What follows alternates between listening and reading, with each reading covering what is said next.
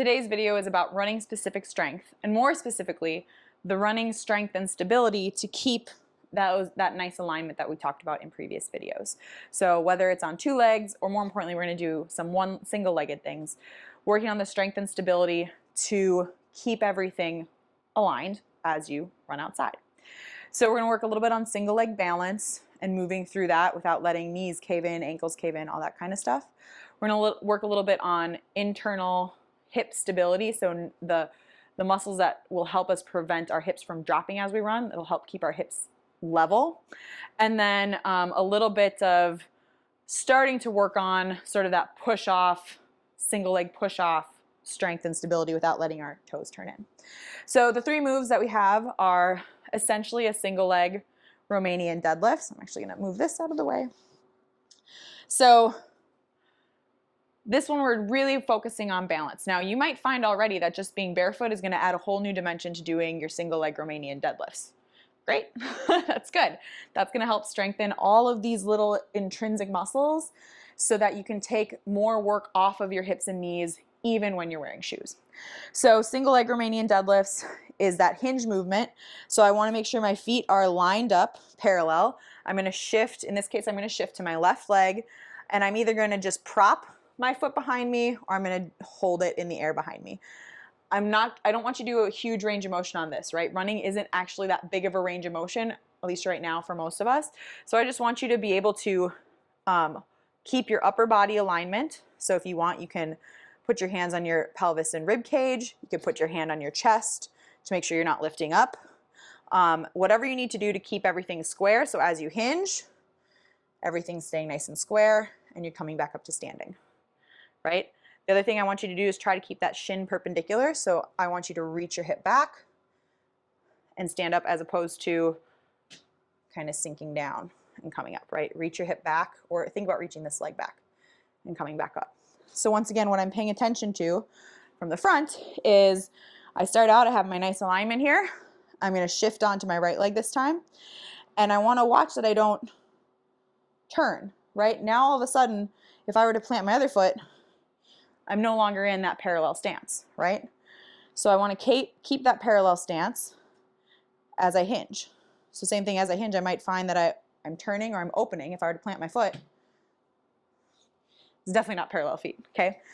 So that's what you're paying attention to. So that's why this doesn't have to be a huge movement, right? Because you're really trying to pay attention to what's happening in your hip, knee, and ankle as you go, okay?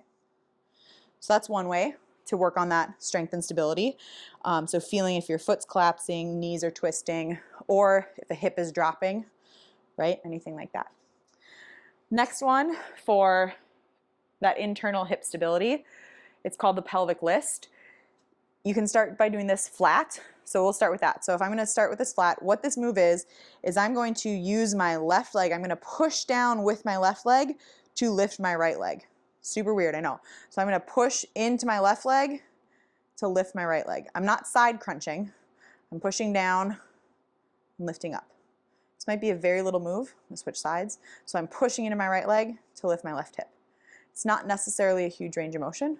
And if this is really new to you, you might not feel it very much at all. So what you can do is, starting out, if I'm going to work my left leg, I'm going to let my right hip drop, right? Sassy hip, okay? So I'm going to let that hip drop. Then I'm going to push into my left leg to lift that up.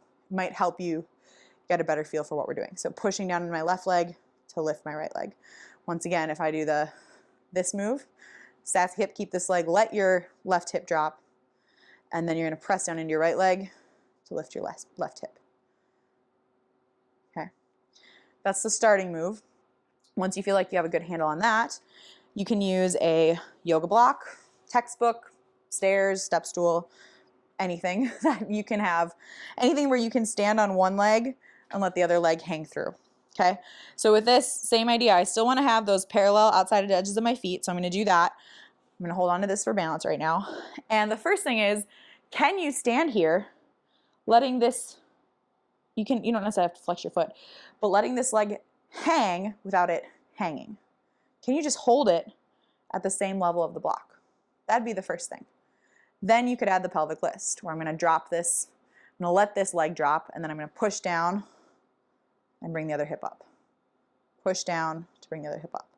So once again, making sure that you have parallel outside edge of your feet. So I don't want to turn into this position, right? Because now I have that same external rotation. So I want to keep that nice parallel foot position. And first, can I just hold this here? Can I just be here with level hips without doing this? And then when I do that, can I push up and back down? So that's going to build that internal hip strength to keep your hips level while you're walking and running and doing lots of other things. And then the last one is the precursor to sort of jumping or plyometric work, which is calf raises. So first thing, when we do calf raises, parallel feet, nice line, yada, yada, yada, keep all that.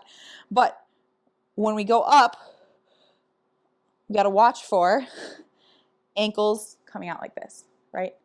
Or coming in, or anything else, right? So we want to keep everything nice and stacked. I have this nice right angle from my big toe to my pinky toe to my heel. That nice right angle, I want to keep that, and everything's going to stay in line with that, right? My ankles aren't here or here. They're not going like this, okay? So we're being very, and that might mean you're not going as far, right? So think of it more like an elevator, just elevating your heels up and back down. So that's the two-legged version. The next thing would be, we're going to sort of combine a couple things. So one leg, I'm going to have that little hinge. I'm going to come up onto that one foot, right? Because running is ultimately single leg movements. So same thing, that little hinge, and then coming up onto the ball of my feet. Same idea. I don't want to, as I do that, I want to watch that I'm not coming out on the edge. So you see I can roll out there. Keep that nice and stable. So those are 3 moves that can help with that alignment and strength and stability that we talked about in our alignment videos.